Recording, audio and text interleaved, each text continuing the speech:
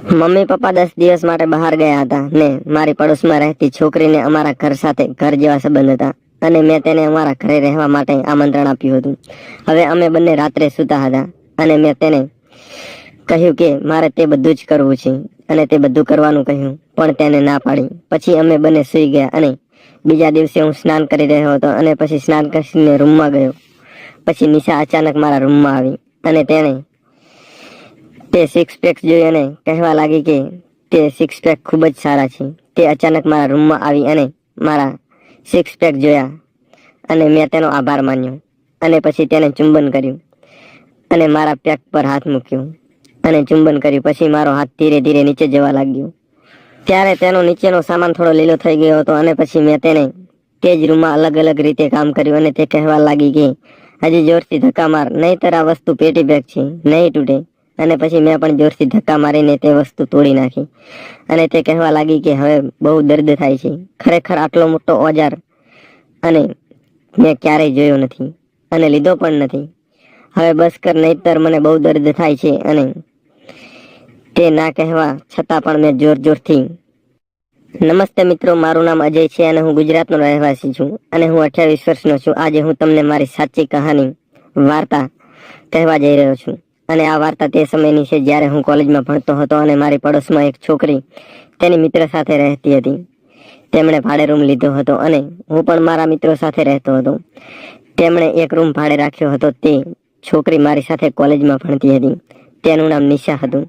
તે વારંવાર અમારા ઘરે આવતી અને અમને ખબર નહોતી પડી કે અમે ક્યારે પ્રેમમાં પડી ગયા. અને એક દિવસ મેં તેને આઈ લવ યુ પણ કહ્યું અને પછી એવું લાગતું હતું કે તે પણ આની જ રાહ જોઈ રહી હતી અને તેને મારા પ્રેમનો સ્વીકાર કર્યો. હવે જ્યારે પણ તક મળે છે ત્યારે અમે મળીએ છીએ અને અમે કલાકો સુધી અમારા ઘરમાં બેસીને પ્રેમ વિશે વાતો કરતા. એક દિવસ મેં તેને કહ્યું કે હું તને ચુંબન કરવા માંગુ છું. પહેલા તો તેણે ના પાડી, પણ પછી કહ્યું કે હવે કર. મેં મારા હોઠ તેના હોઠ પર મૂક્યા. અરે મિત્રો, હું તમને તેનું ફિગર કહેવાનું તો ભૂલી જ ગયો. તે સમયે તે લગભગ 20 વર્ષની હશે. તે 5 ફૂટ જેટલી ઊંચી હતી અને તે શ્યામ રંગની અને સ્વસ્થ હતી. તો મેં કહ્યું કે હવે તું નિર્ણય લેવા માટે પૂરતી સમજદાર છે. મેં તેને કહેવાનું શરૂ કર્યું અને મારો હાથ નીચે નીચે ખસેડવાનું શરૂ કર્યું. તેણે તરત જ મારો હાથ દૂર કર્યો અને કહ્યું કે ના, હું હવે તે કરવા માંગતી નથી.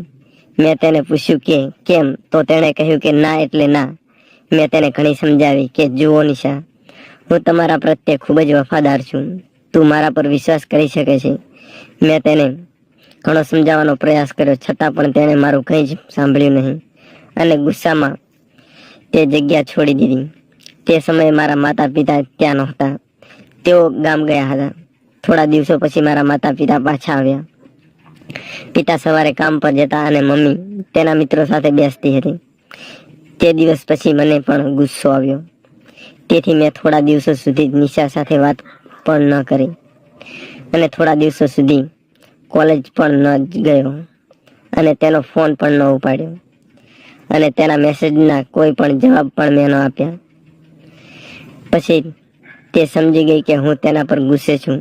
તેથી એક દિવસ તે અમારા ઘરે આવી અને જ્યારે તેને મમ્મીને પૂછ્યું કે અજય ક્યાં છે અને અજય પાસેથી મારે ઘણી બધી કોલેજની નોંધ લેવી છે અને મારી મમ્મીએ કહ્યું કે તે તેના રૂમમાં ગયો છે અને મારી મમ્મીએ તેને મારા રૂમ તરફ મોકલી.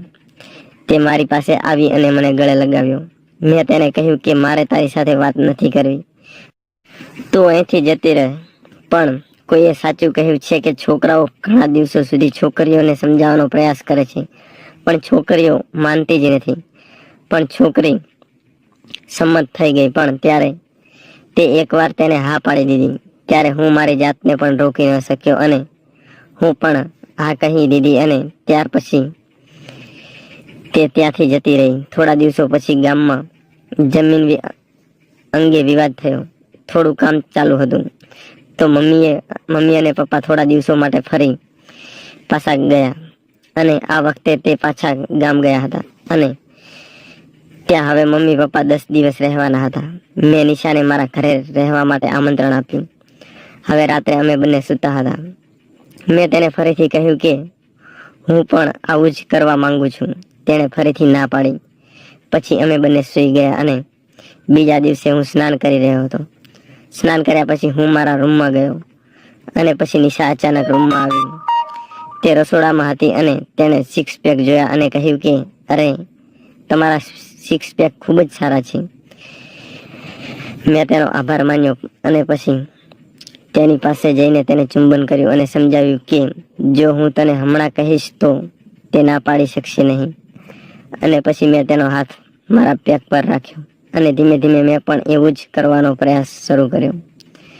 તેણીએ ના પાડી, પણ જ્યારે તેણીએ મને ફરીથી જોયો ત્યારે તે હા પાડવા લાગી. તે દિવસે અમે ઘણીવાર તે બધું જ કર્યું અને તે મારા જીવનનો બીજો અને તેના જીવનનો પહેલો પ્રેમ હતો. અને ઘણીવાર અમે તે બધું જ કર્યું. તે પછી અમે વધારે 3 વાર તે બધું જ અલગ અલગ રીતે, અલગ અલગ પોઝિશનમાં બધું જ કર્યું. અને તે દિવસે અમે કોલેજ નહોતા ગયા. અમે દરરોજ કોલેજ જતા. હવે અમે દરરોજ કોલેજ જતા હતા અને પછી તે બધું જ કરતા. અને રાત્રે ભોજન પછી ઘણીવાર અલગ અલગ રીતે અલગ અલગ કસરત કરતા અને અલગ અલગ પોઝિશનમાં કરતા અને પછી સૂઈ જતા. અમારું જીવન હવે ખૂબ જ સારી રીતે ચાલી રહ્યું હતું. ઘરનો કોઈ ખૂણો એવો બાકી નહોતો કે અમે તે બધું જ કર્યું ના હોય. થોડા દિવસો પછી મમ્મી પપ્પા આવ્યા અને ઘરની સફાઈ જોઈને મમ્મી એ મજાકમાં કહ્યું કે ઓહ વાહ, શું કોઈ છોકરી આટલું સારું ઘર સાફ કરવા આવી હતી? હું થોડી વાર તો ડરી ગયો. તે પછી નિશા 2 વર્ષ શહેરમાં રહી. તેથી જ્યારે પણ અમને તક મળે ત્યારે અમે તે બધું જ કરતા અને મેં તેની સાથે 2 વર્ષ સુધી ઘણીવાર તે બધું જ અલગ અલગ રીતની અલગ અલગ પોઝિશનમાં કર્યું હતું. અને મેં કોઈ પણ પ્રકારની હવે તેની સાથે કસરત બાકી રાખી નહોતી. અને તે કરતી વખતે તે ઘણી ગુસ્સે થઈ જતી અને કહેતી કે હવે ધીરે કર, બહુ દર્દ થાય છે. તે પછી કોલેજ પૂરી થયા પછી તે તેના ઘરે ગઈ અને ત્યાં તેના લગ્ન થયા. અને આ સાંભળ્યા પછી મેં પણ લગ્ન કરવાનું નક્કી કર્યું અને મારા પરિવારના સભ્યોએ મારા પણ લગ્ન કરાવ્યા. હવે હું મારી પત્ની સાથે આ બધું જ કરું છું અને મારી પત્ની પણ ખૂબ જ સારી દેખાય છે. તો મિત્રો, આ મારી સત્ય વાર્તા હતી. અને મિત્રો, વાર્તાનો આગળનો ભાગ સાંભળવા માટે ચેનલને અવશ્ય સબસ્ક્રાઇબ કરી નાખજો. ચેનલ પર ના હોય તો લાઈક, શેર અને કોમેન્ટ અવશ્ય કરી દેજો. અને મિત્રો, હા, તમારે મારી પત્નીની અને મારી એ સ્વર્ગરાતની વાર્તા જોઈતી હોય તો ચેનલને અવશ્ય સબસ્ક્રાઇબ કરી નાખજો અને કોમેન્ટમાં ભાગ 2 લખી નાખજો.